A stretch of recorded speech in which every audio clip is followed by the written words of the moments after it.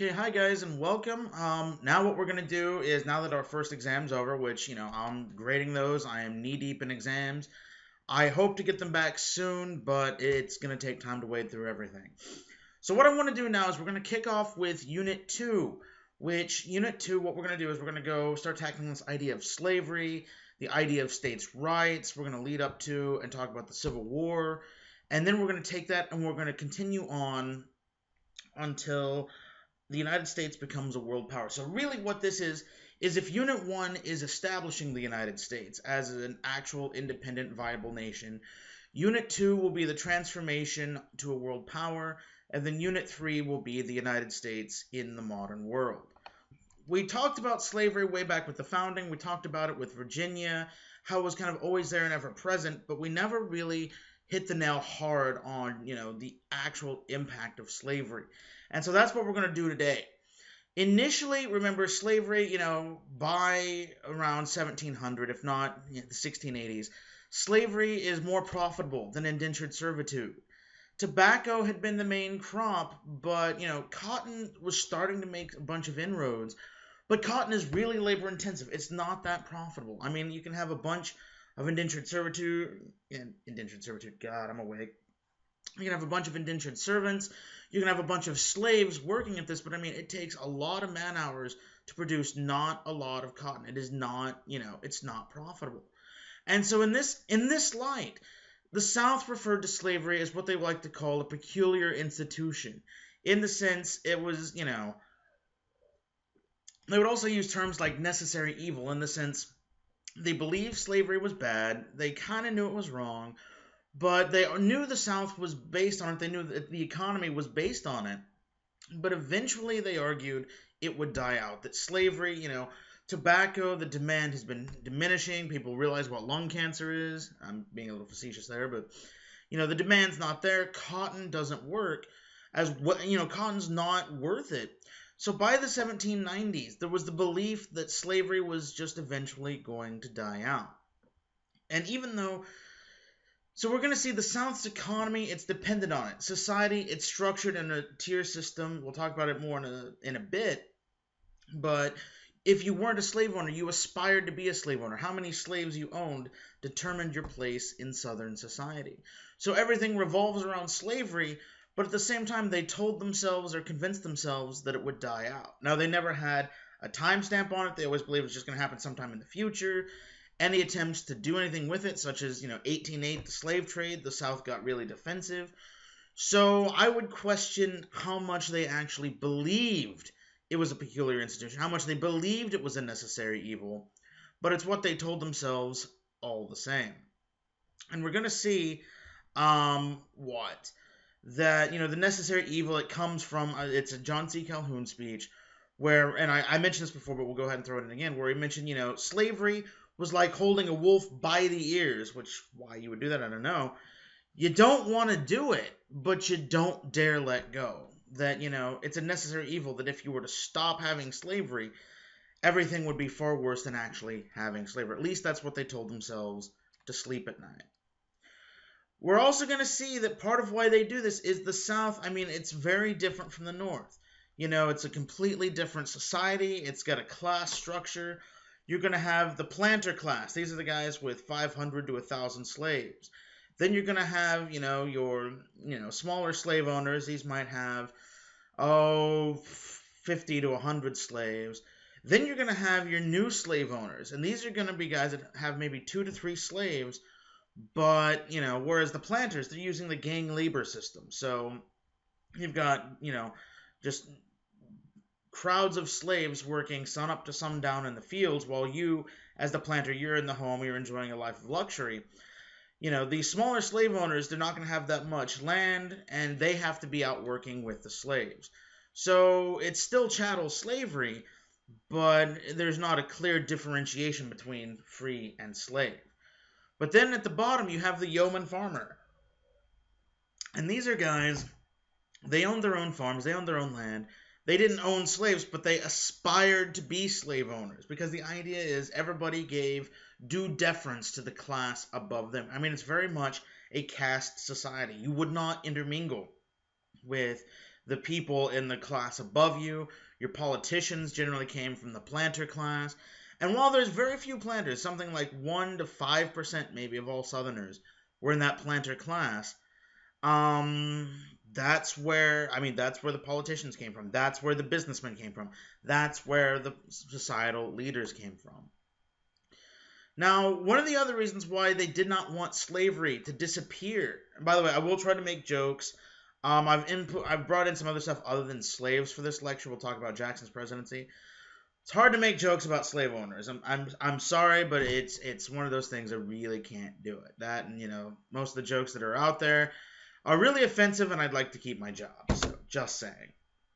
The South is a really violent place because one of the things we're going to see is, this slavery allowed separation of the races. If you remember way back, 1676, Bacon's Rebellion, that was the whole point in part of the slave codes, was to ensure that poor blacks and poor whites did not band together.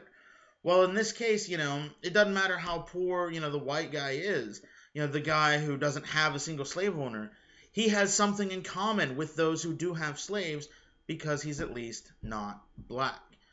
But the South is really violent in the sense that, women were seen as really virtuous. And why I say violent is if anybody, white or black, did anything to impugn a woman's honor, duels would be really, really common. I mean, duels are technically illegal, but still happened all the time. If a white slave owner were to sleep with female slaves, that was considered acceptable for two reasons. One, he could make more slaves that way. Remember, slave status is based on the mother. But also, it was seen as a way that he could, shall we say, how to phrase this, deal with his sexual urges without impugning the honor of a white woman. But if a white woman were to sleep with a black slave, she would be cast out of society, and odds are the slave would probably, if not be sold, be killed. So what we're going to say, it's a violent place. Duels are common. They believe hardcore in the separation of the races. Slavery serves more than an economic need. And so that's critical, because now as we're talking about the run-up to the Civil War, understanding the rank and file of the Confederate Army were not slave owners. The rank and file of the Confederate Army never had a chance to own slaves. But they wanted, that this whole societal structure meant they still had a vested interest. I swear it's water, not vodka. We're not talking about the Cold War yet. This right here. This is, put the screen over here. This is what, my monitor is on this side, but when I do the lectures, the stuff's on this side. This is what changes everything, the cotton gin. And it changes everything because now, it's designed by Eli Whitney. And it's a mechanical invention that what you can do is you put cotton in there, you turn the crankshaft, and it pulls out all the seeds really, really quickly. What this means is you can harvest a lot of cotton really fast, and because of that, it's not nearly as labor intensive, and because of that, it's now profitable. This is why in 1808, they are against ending the slave trade. In the 1780s, when cotton is not profitable, they're fine with ending it because slavery is going nowhere. But in 1793, cotton is now really, really profitable. We see a huge boom in slavery. We see the gang labor system, which I briefly mentioned, but it's the idea, have 10 or 20 people all working, in one section of a field under the control of an overseer, and they go out and they literally work sun up to sundown. It's not about comfort. It's not about, what's good for them. It's not about their treatment. It's simply about how much cotton can they harvest that day. How quickly can they do that? And now what we're going to see is this starts the shift where Southerners really become almost xenophobic to the North. They hate anybody who criticizes slavery, both within the South and in the North. We're going to see this is why 1808 people start to threaten civil war, because slavery is now extremely profitable. And so the North starts to charge what they call the slave power conspiracy. This idea that the South wants to ensure that they have a controlling interest in government. Remember, the North has more population, okay, more free population. So if there's even states in which generally there will be, the North will have equal say, or will have more say. But in the Senate, each state gets 2 senators. So if there's an equal number of free and slave states, then what we're going to see is that means the South will have at least parity. But the South, several times, we'll see it with Missouri, wants to try to do more. We're going to see the South will try, anything they can to prevent any sort of bills or anything like that threatening slavery. And so to do that, they have to ensure they have at least something of a controlling interest. That's the thing. And so what we're going to see because of that is, if we look here, by the Missouri Compromise of 1819, 1820, we're going to see that, one, where's my mouse? Here we go. There's a clear dividing line between North and South right here. The states up here are free states. By 1819, these states had either, closed their borders to slavery, had banned slavery, or in the cases of they all had. This is not a map for the Civil War, because if you look, Maryland and Delaware are slave states. Kentucky is a slave state. They will remain loyal to the Union. But we already have a clear division between free and slave.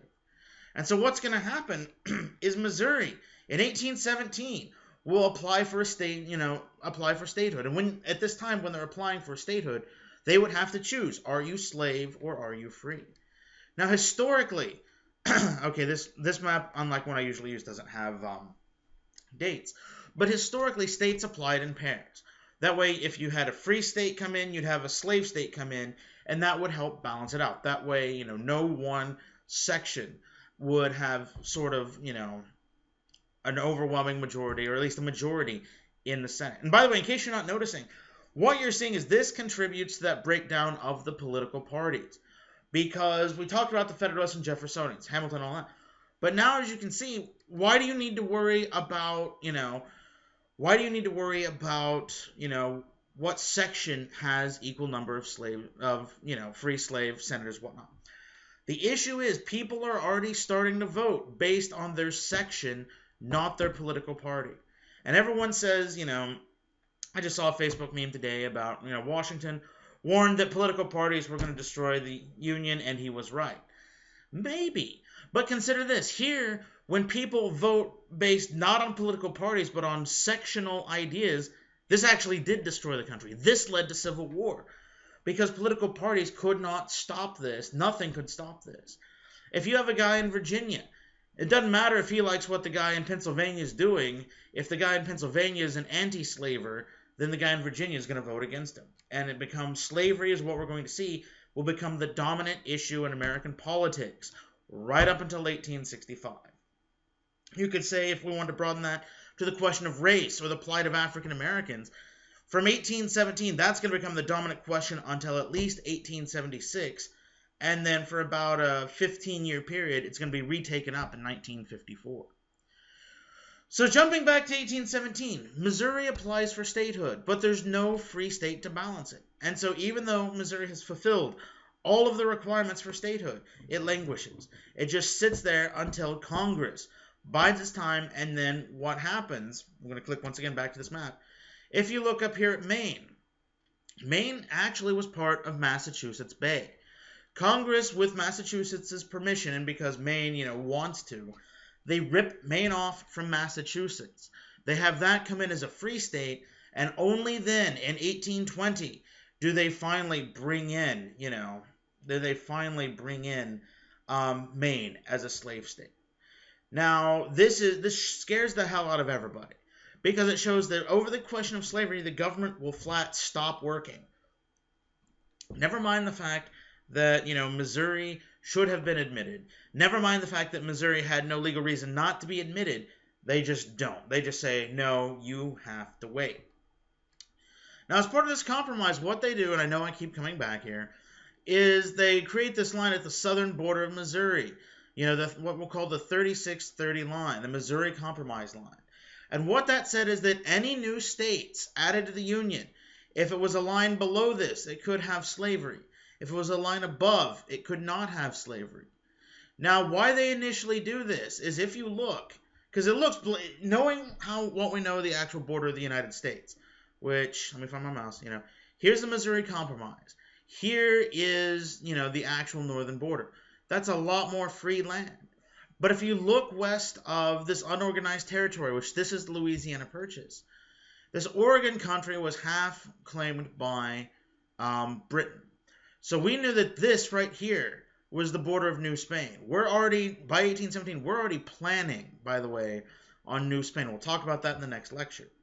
So if you follow this, it's not that unequal. It only becomes a problem when you add in the Oregon country.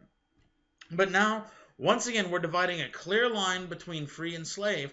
And it's actually ironic. If you live in Stillwater, here at OSU, there's a point where, if you are like near campus, you are south of that 3630 line. And I know there's a historical marker on, it's Main Street. I don't know if it turns into Boomer or whatever, but, if you take Main and you're going up like you're going to get on the Turnpike, there's a historical marker where you actually drive over the 3630 line. Most of Stillwater is in the slaveholding region, but that little part is, above that slaveholding region. And literally, it just drove right through and said, and, Oklahoma, we're going to come in as an Indian state, well, more like an Indian territory at this time, so they're not really paying attention to us. But for the other states, they will adjust the border, so you're either all free or all slave. Now, like I said, this scared the hell out of a lot of people. You have Thomas Jefferson, the guy who wrote the Declaration of Independence almost 50 years earlier, will say things like, this is the death knell of the Union. It's like a fire bell in the night. Because it's that realization that slavery, because it didn't die away like everybody thought, because the founders didn't tackle it 50 years ago, that slavery stands to tear the Union asunder. And then in 1826, and I normally have a slide about this, but unfortunately we're a little behind, so got to pick it up. But in 1826, ironically enough, and just one of those historical coincidences that can't really be explained, on July the 4th, 1826, 50 years to the day after the signing of the Declaration of Independence, John Adams and Thomas Jefferson both died. And when they die, the nation goes into mourning, but it also represented the death of the founding fathers. These were the last two guys. And so in that, why that's so important is now as slavery becomes the major issue of the day. If you had Facebook back in the 1850s, or actually anytime 1817 to 1860, literally, it would, never mind Obamacare, never mind the Kim Davis stuff, never mind, any of that. It would all be about slavery. This was the dominant political issue. And the people who created the United States weren't there to solve it. Now it's that next generation of politicians. And unfortunately, with guys like, John C. Calhoun, they're going to start to be more focused on their section, not the nation as a whole. I apologize when I start talking about sectional tensions. I know I'm going to Freudian slip and say sexual tensions, so just bear with me. I know I'm going to say it. I do every time. What also contributes to this, the fear of slavery, both in the North and the South, is in 1831 we see the final really big slave rebellion. We're going to get Nat Turner. He's a slave in Virginia, and what he does, he breaks free, he gets a number of people together, and for 48 hours they rampage through the Virginia countryside, killing around 60 white people. They wanted a general slave uprising, or at the very least just do something to try to destroy the slave system as best as they can. Now they're put down. You've got militias, you've got army guys, you've got slave patrols. They really don't have a chance. But what we're going to see is this really, just really turns the South xenophobic. Slaves, because you're going to have this plastered up all over the place. Slaves are no longer going to be able to move from plantation to plantation unguarded. You're going to have harsher black codes, more repercussions. You can no longer teach them to read. You can no longer teach them to write. You can no longer teach them things like religion. And we're going to see, a real harsher bent of, torture devices. Now, granted, I'm not going to lie, this looks really ghastly. Now, understand, slaves were beaten, slaves were mistreated. It's a horrible system. Understand, many slave owners frowned on this. And they did so because they view slaves not as people, but as commodities, in the sense that if you abuse a slave, he can't work as good. And so why would you abuse a slave? You're destroying your own property. So the people who would use these kind of implements were seen as something, they're bad. I mean, they would, I won't say be cast out of society, but looked down upon. But unfortunately, human beings are assholes, and so this is still going to happen. I'm sure, I don't know for a fact, but I'm almost certain there's got to be some slave owners who were just, psychotic, abusive bastards. I mean, there's got to be. So we start to see these harsh repercussions. We start to see black codes. The North is fine with these slave rebellions. The South is horrified. And so the South starts to even pass laws where to criticize slavery becomes a crime. You could be fined or imprisoned just for saying, hey, I think slavery is bad. Where's Jefferson and his, First Amendment stuff then? It goes away. Slavery changes everything. So what we're going to see is, out of these images coming out of the South, out of these stories, we see the rise of the abolitionist movement. And with the abolitionist movement, what we see is a dedicated group of people in the North who were a vocal minority. I mean, estimates no more than 20%, more likely 10. I mean, there are not that many abolitionists in the North. These guys want slaves freed, and they either want it, some are going to want, immediate, this idea of do it now. Some are going to want gradual, well, not do it now, but do it soon. Like, just do it as soon as it will be possible without breaking, the back of the United States. Others are going to be more militant. Some start to advocate, what about civil war? Or let's start funding slave rebellions. Or let's start doing whatever we need to try to force a resolution to the system. You're going to have guys like William Lloyd Garrison, who will start publishing The Liberator. And The Liberator is the first newspaper. Remember, newspapers at this day were, and I know if you hate Fox News, you're not going to, like this that much, but news outlets were political. That was their whole point. Well, I should say Fox News or MSNBC. They made no bones about advancing their political ideas because that's what they were there for. Hence the phrase, don't believe everything you read. It's not about, telling the facts. It's about a political bias. And what we're going to see is with The Liberator, he starts showing images like this. He starts publishing the tales of freed slaves that have escaped. Guys like Frederick Douglass who will escape to the North. He starts, publishing all this stuff and advocates immediate abolitionism. This idea that we have to end slavery now. Now what we're going to see is Southerners, they see this. They see all these threats. And so they become more and more xenophobic. The two sections start to divide because the South is terrified that the North wants to end slavery. And I mean, the North does. Ish. We'll talk about that in a second. And so what we're going to see, the Union, especially this idea, is it one nation, the United States, or is it a collection of sovereign states, these states united? The South believes it's these states united, that if they don't like what the Union does, they can just pack up their toys and go home. But the North, says, no, we are one nation. About the only good the South will do, and this gets some Northern support, is in the 1820s. We see the birth of what we'll call the American Colonial Society. This idea that, well, if we free slaves, we don't want them here, so let's pack them up. And I heard this all the time as a kid.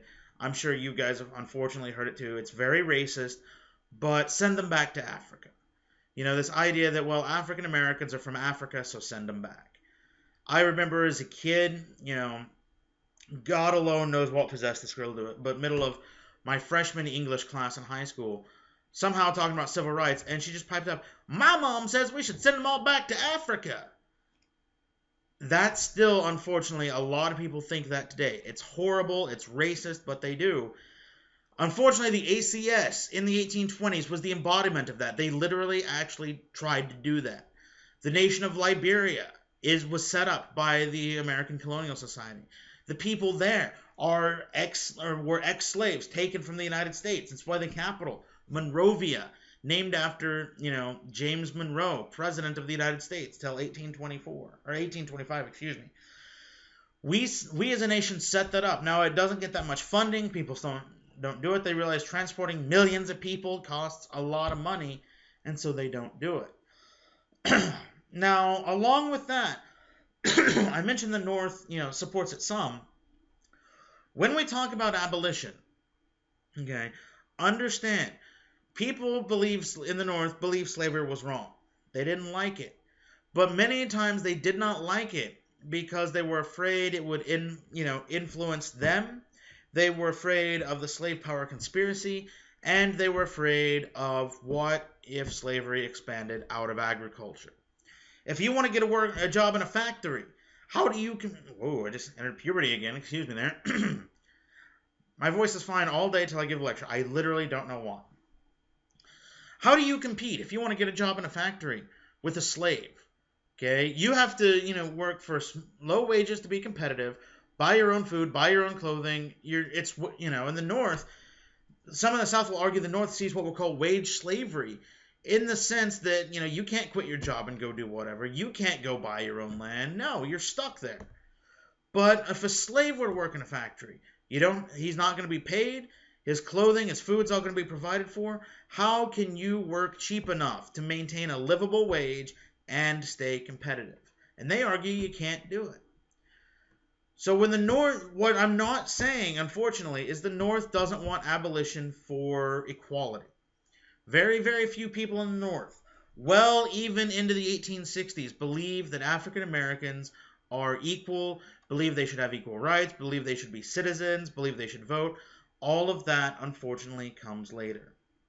Even Abraham Lincoln, who people want to say is this great abolitionist, he is what's called an anti-slaver.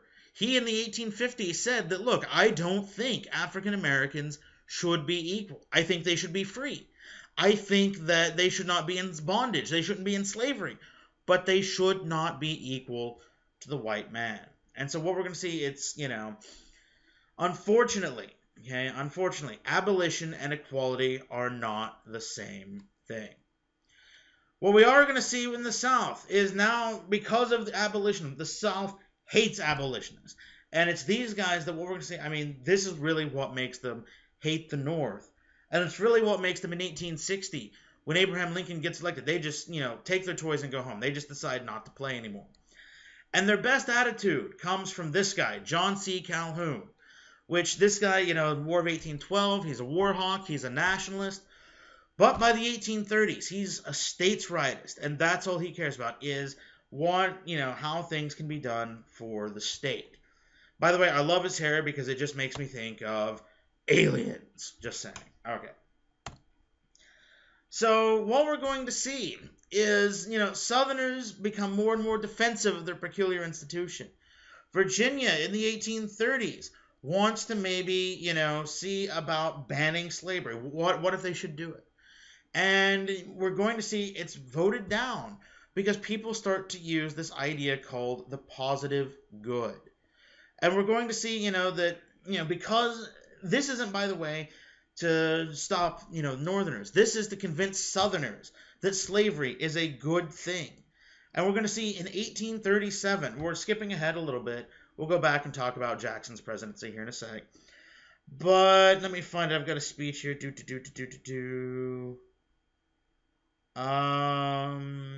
I take the higher ground. There we go. Okay. In 1837, John C. Calhoun, he issues a speech in the U.S. Senate.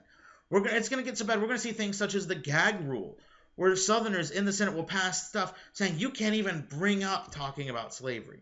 That is how, these people are scared to death something's going to end slavery. And then in 1837, you've got Calhoun, who will say, I just lost it again, but let me not be understood as admitting, even by implication, that the existing relations between the two races in the slaveholding states is an evil. Far otherwise, I hold it to be a positive good, as it has thus far proved itself to be both, and will continue to probe so, if not disturbed by the fell spirit of abolition. Okay, it's only been 6 years, and boom, abolition. I appeal to the facts. Never before has the black race of Central Africa, from the dawn of history to the present day, attained a condition so civilized and so improved, not only physically, but morally and intellectually. It came among us in a low, degraded, and savage condition, and in the course of a few generations It has grown up under the fostering care of our institutions, reviled as they have been, to its present comparatively civilized condition. This, with the rapid increase of numbers, is conclusive proof of the general happiness of the race, in spite of all the exaggerated tales to the contrary. They're slaves, they're mistreated, but they've attained in his eyes, and I'm no longer reading, his speech now, but to him, because they don't dress like savages, because they don't talk like savages, they've attained some measure of civilization. Never mind it's illegal for them to read. Never mind it's illegal for them to get jobs. Never mind the work as slaves. Never mind, and he goes on. He'll harken back to ancient Rome and he'll say, look, Rome was built on slavery, so slavery is fine. Slavery is in the Bible, so it's fine. He'll pull in everything to try to defend slavery as a positive good. This is the same man that 20 years before had said slavery was a necessary evil. It had been something of a peculiar institution. Now it's a positive good that should not be disturbed. This is how much they want to hold on to their standards. So that's kind of a broad overview of slavery. Now what I want to do is talk about the election, first of Adams, and then of John Q. Adams, I should say, son of John Adams, and then Andrew Jackson. Because these two guys are also going to show just how weak the Union is. The Civil War happens. Okay, I'm going to say this right now. Why does the Civil War happen? Slavery. Okay, well, it's about states' rights. States' rights to do what? Read the secession documents of South Carolina. It was about slavery. Now, for the North, it's about preserving the Union until 1863. But it starts because the South wants to ensure they can have their states' rights to do slavery. Okay. Now, John Q. is a horrible president. I mean, he's a great senator, he's a great representative, but he's a bad president. Jackson, as I mentioned, you either love him or you hate him, but in his case, it's under his watch we're going to see just how weak the Union is. Now, Jackson saw himself as a man of the people. He was rich, but he had built himself up from the common man. He was out actually grassroots campaigning, trying to get all of this stuff, appeal to a broad section of society. But we're going to see that, this election, there's going to be 4 candidates. One drops out, one has a heart attack. So you get Jackson and John Quincy Adams. Because there's no clear winner, Jackson has more votes, but not a majority, because again, there had been 4 candidates. It once again goes to the House of Representatives. And we're going to see that Henry Clay, and this is, by the way, your ID term, the corrupt bargain, which I should have mentioned, your next set of ID terms should be up on D2L by the time this video hits. Sorry, my nose itches. I'm fine until I get in front of the camera. It's camera shy, I guess. So Henry Clay, he's, I think he's Speaker of the House. And what happens is he doesn't like Jackson. So after several ballots, he starts to get people to vote for Adams, and John Quincy Adams becomes president.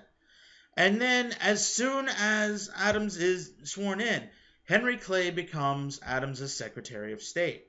So Jackson and his VP candidate, John C. Calhoun, alleged that there was a corrupt bargain in the sense that Adams bribed Clay and said, look, if you get me elected, you'll have a cabinet position.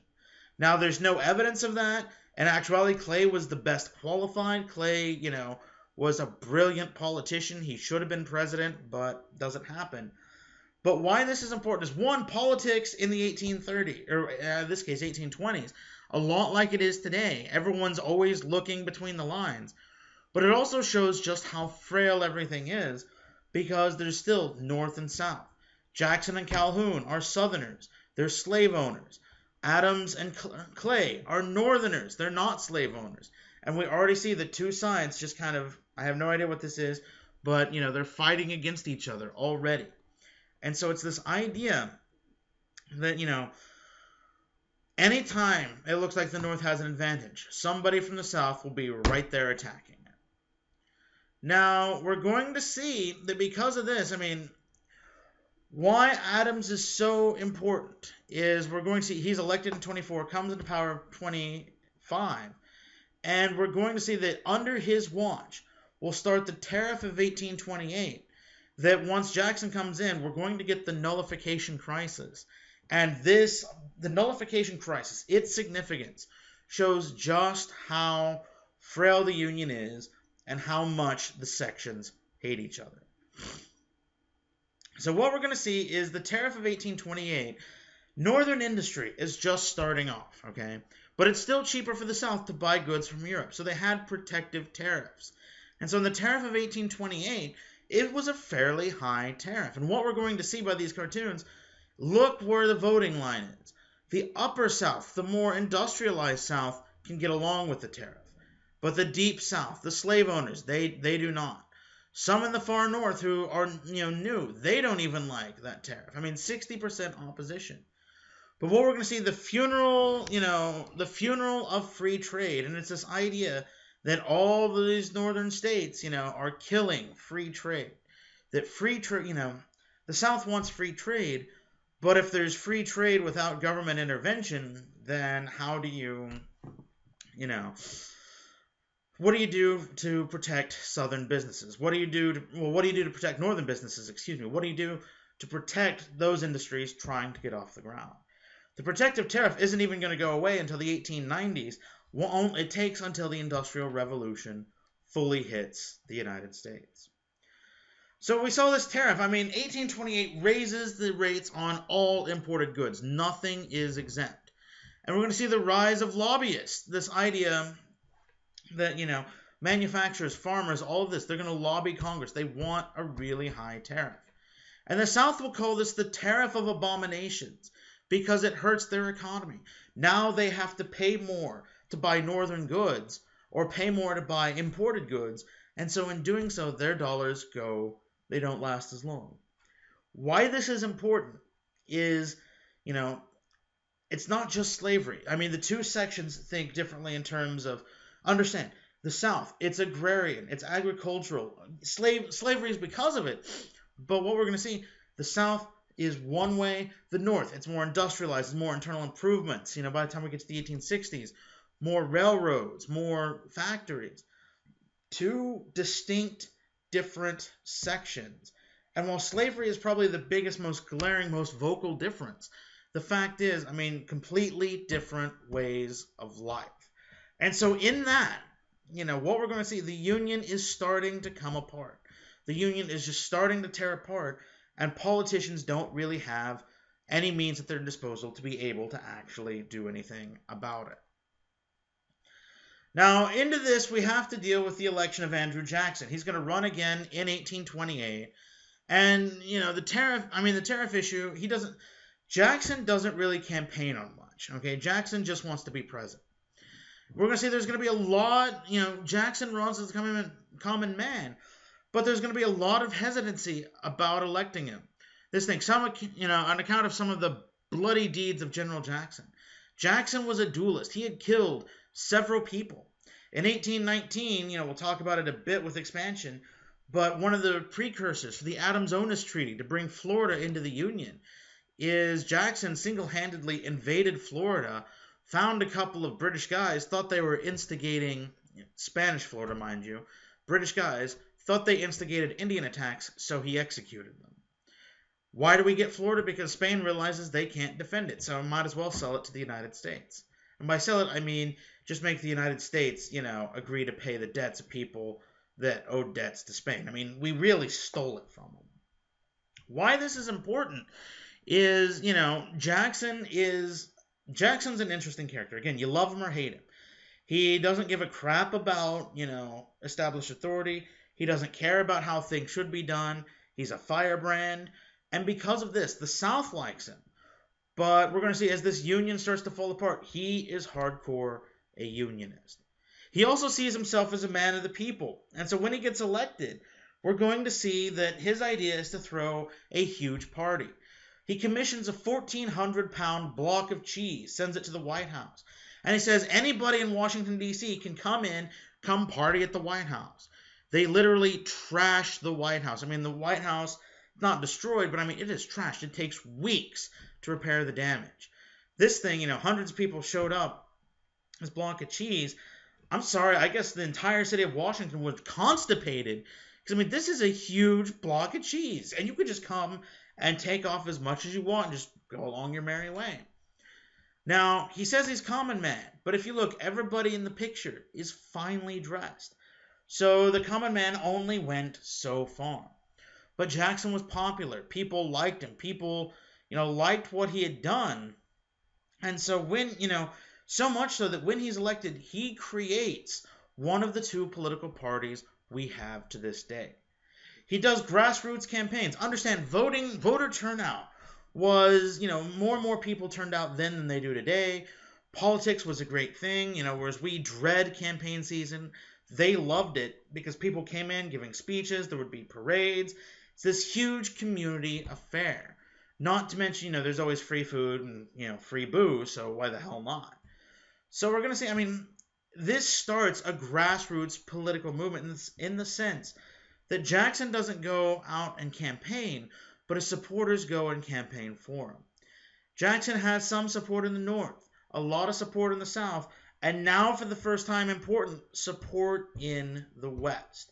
And so what we're going to see, because of this mass support, it starts what he'll call the Democratic Party. Okay, everybody had been, Jeffersonian Republicans, Democratic Republicans, whatever you want to call them.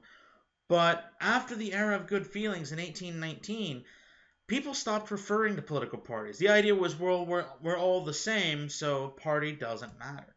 But Jackson creates a new party, the Democrats, and they coalesce around him, and they choose as their motto the jackass. Why? Because, Jackson is seen as stubborn, and the mule, the jackass, was seen as hardworking. The donkey, I should say. Hardworking. This idea that, these guys are hardworking people bent on helping the common person.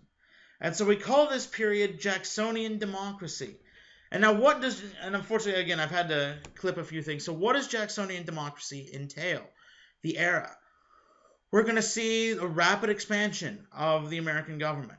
We're going to see this shift towards what the common people want.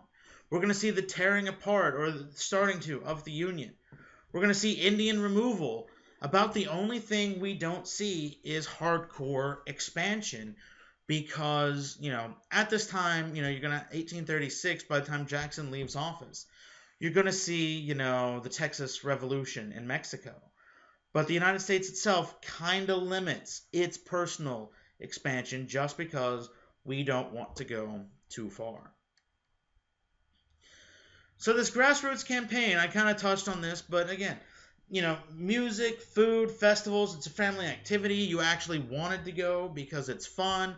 Not to mention, it's the 1820s. What the hell else is there to do? There's nothing else to do.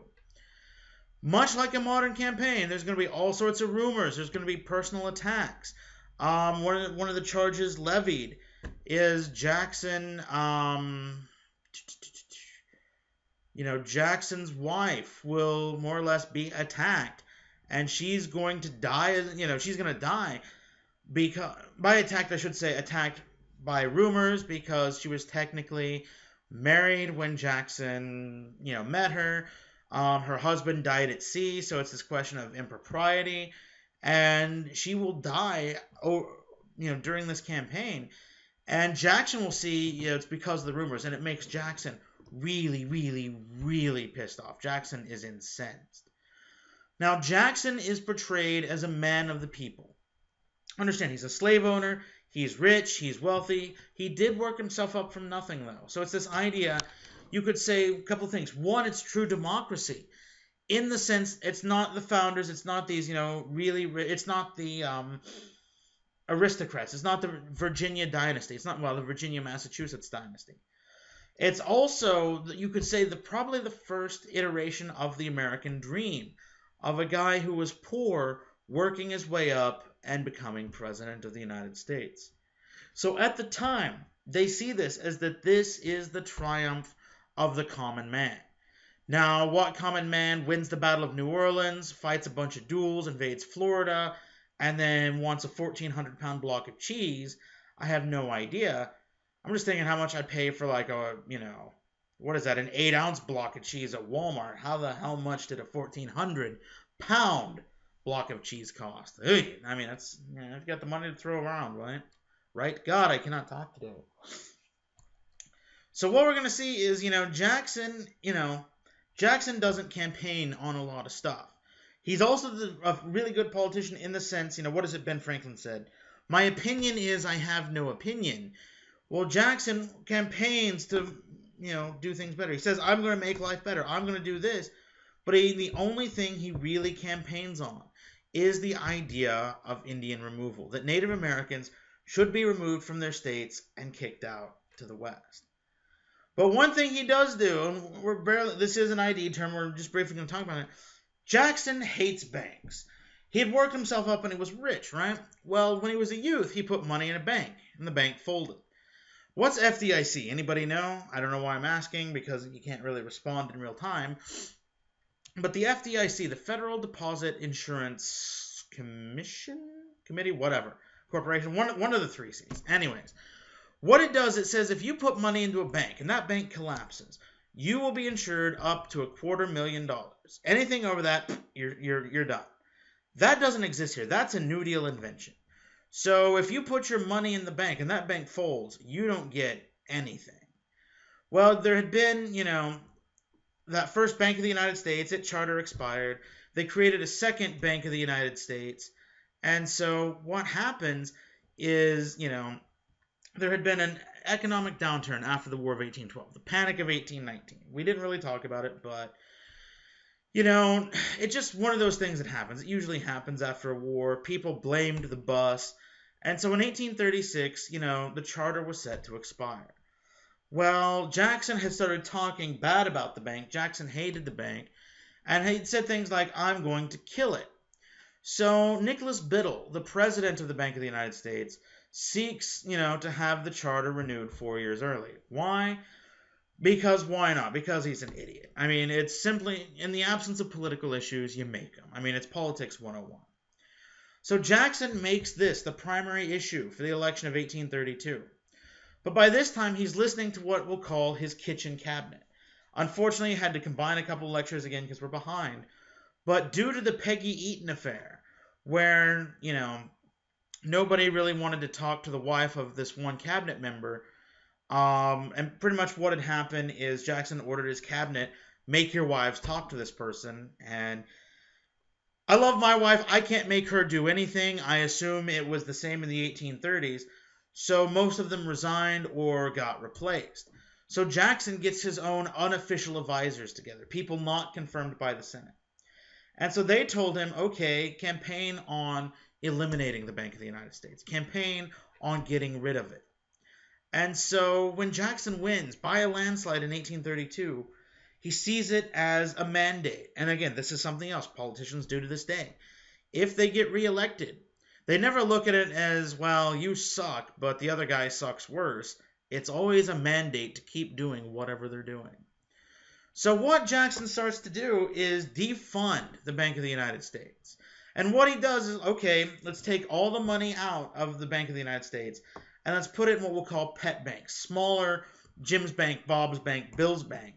And that way, if the Bank of the United States doesn't have money, it's not influencing the economy. Well, one, the smaller banks misuse the money, and so money gets lost. Oops.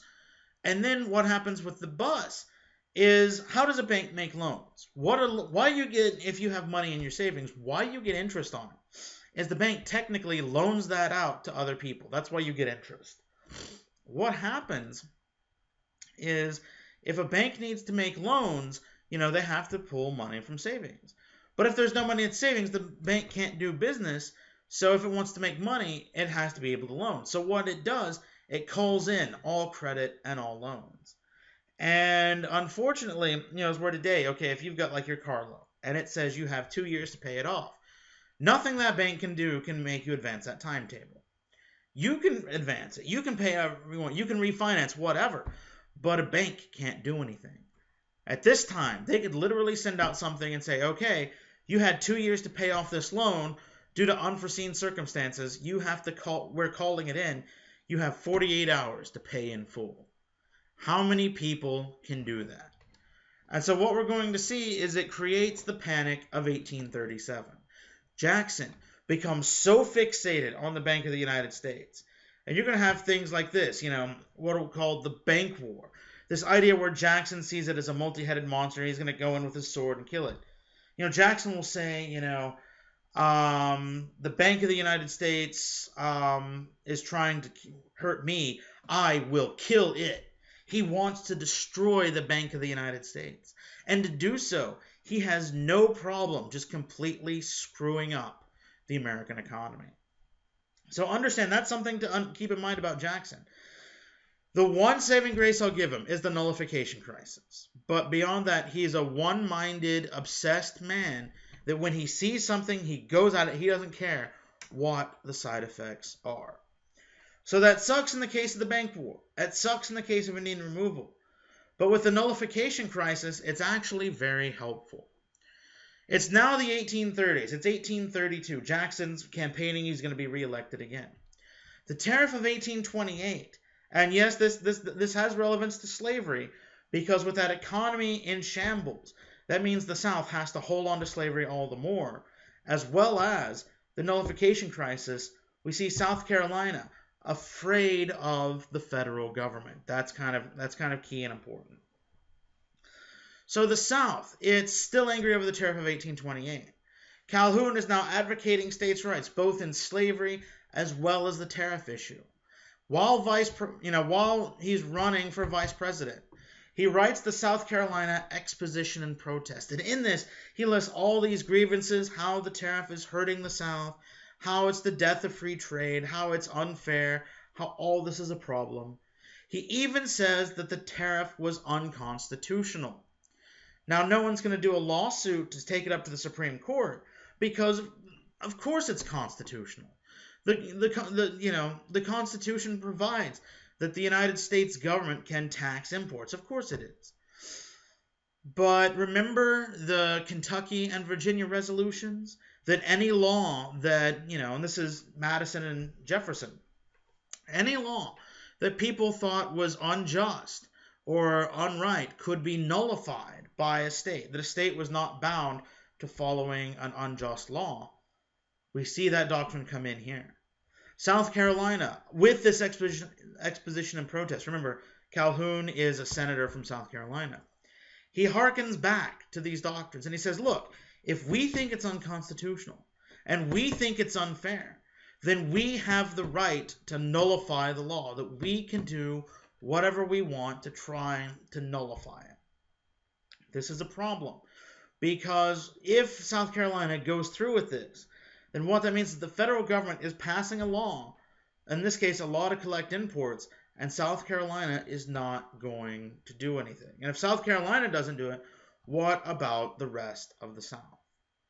So what we're going to see is Jackson gets elected.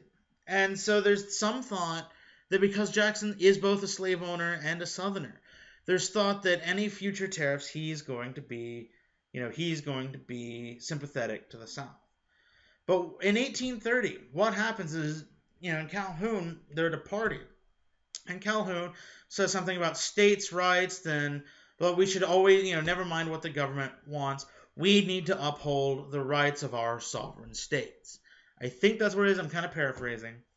And Jackson pulls him aside and says, but the Union, next to our liberty, most dear.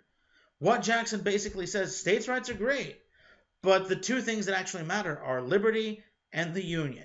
He doesn't give a crap about states' rights. That's important because in 1832, the South, if somebody's from South Carolina, I apologize. Quote I heard from a professor here it's brilliant.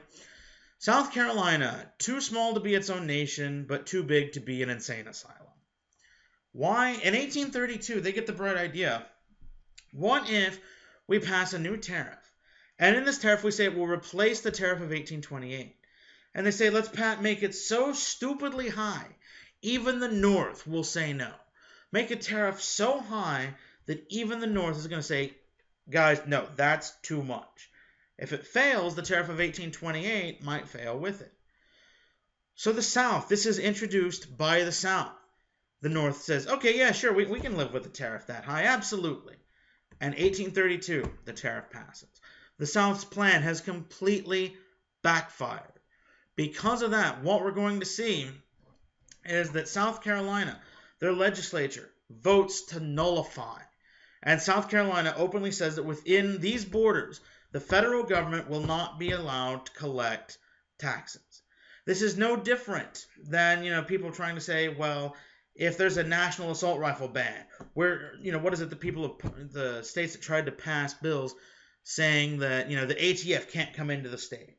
Or what is it like our own state, Oklahoma, did? We're just not going to have Obamacare in here, and it goes through the law system. Nullification doesn't work. Jackson, remember, is that one-track-minded, forceful guy. He basically says, to hell with you, and lobbies Congress to pass the force bill. And the force bill states that the president can use military force to collect taxes. Jackson is preparing to invade South Carolina. Why? Because Jackson realizes that if one state can actually do this, if one state can actually nullify a law, then wants to stop another and another.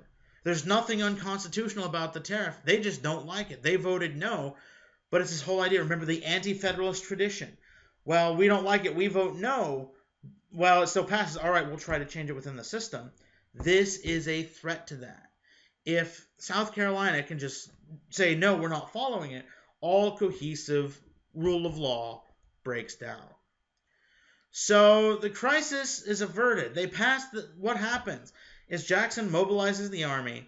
South Carolina agrees to back down. They repeal the ordinance of nullification. After, as a middle finger, they nullify the force bill. Why? Just to give the middle finger to Jackson. And the crisis by 1833 collapses. But why this is important it's several things.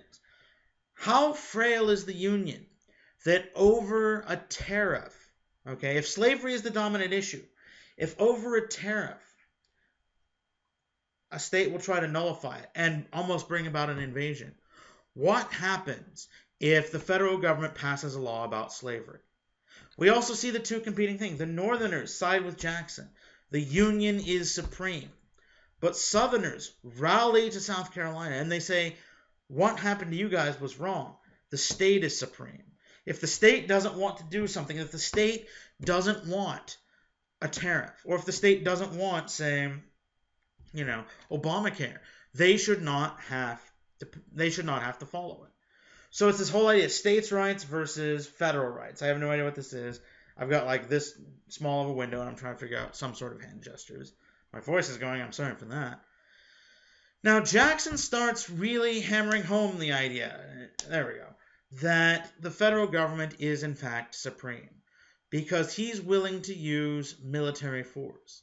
He also shows that because nobody says anything bad about this, Congress doesn't say he oversteps his bounds, Jackson creates the precedent of military action used in defense of the Union. This is why Lincoln, after the shelling of Fort Sumter, calls for volunteers because the precedent is already here. And so what we're going to see in the South is we could say it's almost a militant fear of Northern or federal intervention. This idea that, in the Southern mindset, slavery is becoming the biggest issue. We're only 4 years away from the positive good speech.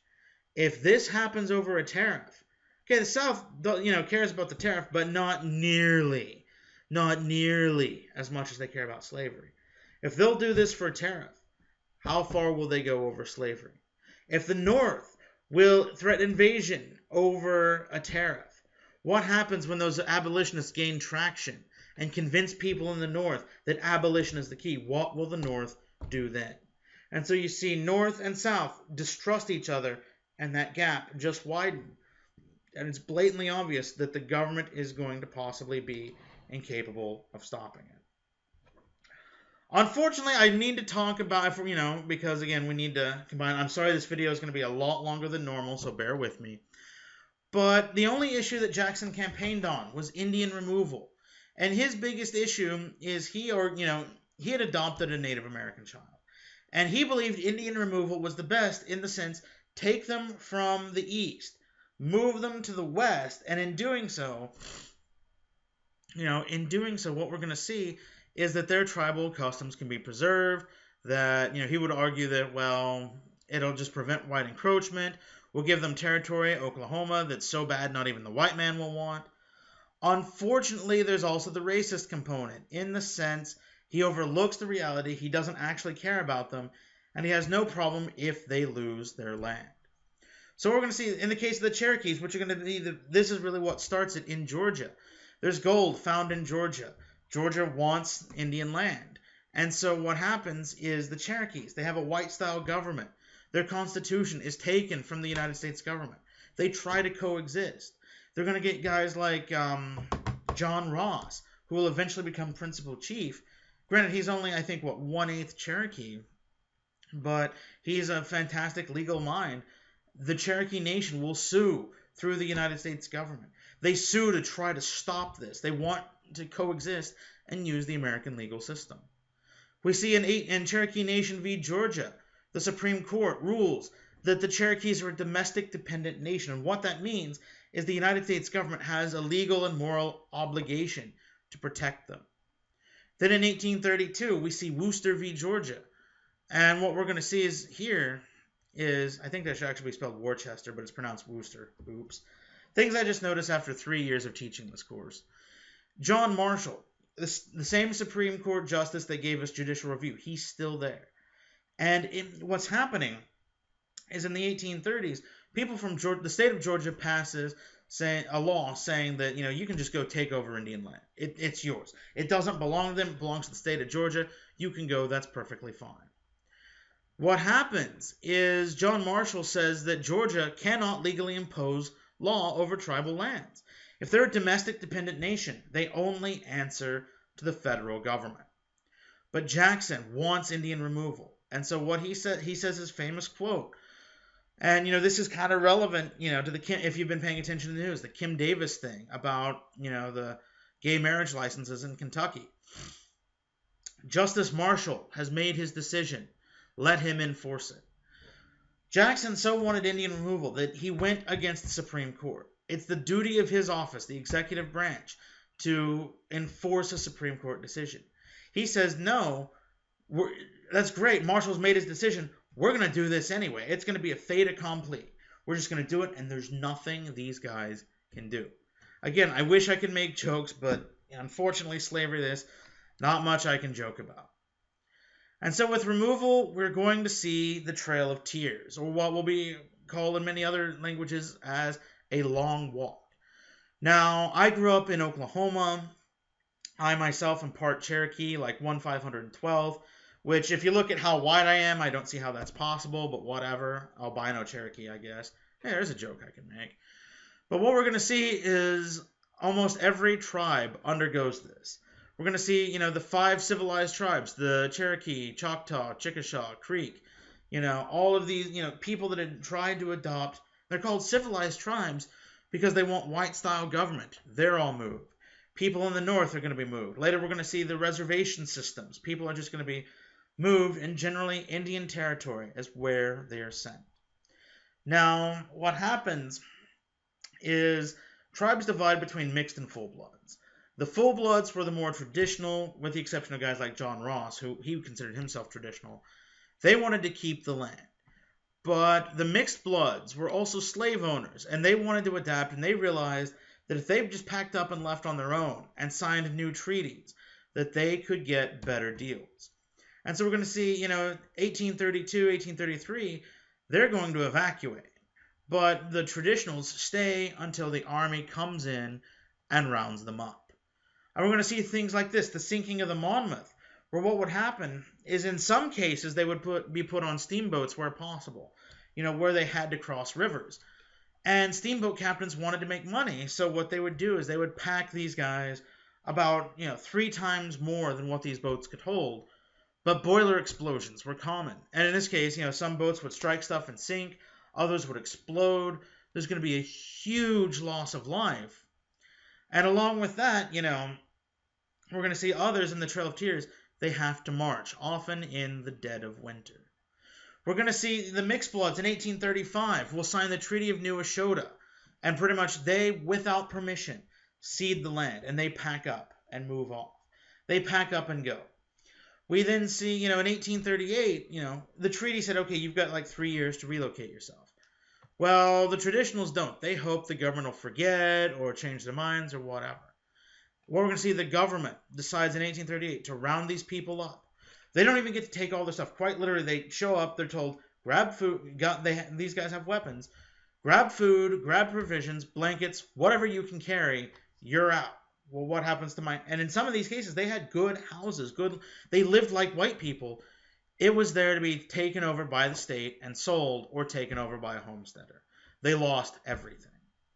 16,000 people would be forcibly marched. I'm going to click back to my map.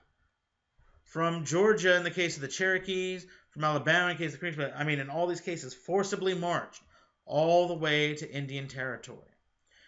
The army would be well supplied, but the army didn't bring enough food. The army didn't bring enough provisions. And so what we're going to see of 16,000 people in the case of the Cherokees, estimates are around 4,000 will die. And again, these Trail of Tears, it's not unique. Others will say things like the Long Walk or the Trail or the March in which we cried, stuff like that. But it's this idea that they're going to be forcibly relocated. This is an act of the United States government. And you could say it's illegal because the Supreme Court said you can't do this. But Jackson said, no, I want to do this. And in the case of the Cherokees, this will come back into play once we get to the Civil War, which we'll talk about a bit later. But I want to end up with the Whig Party. And I know it starts about slavery. We're going seemingly afield.